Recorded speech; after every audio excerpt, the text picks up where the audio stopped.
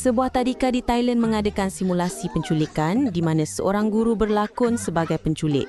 Ketika seorang pelajar lelaki diculik dan terjatuh, dia dengan pantas mencapai sebatang penyapu lalu menyerang dan mengejar penculik itu. Aksi beraninya untuk mempertahankan diri itu dirakam dan menjadi tular, sekaligus menghiburkan para guru serta warganet.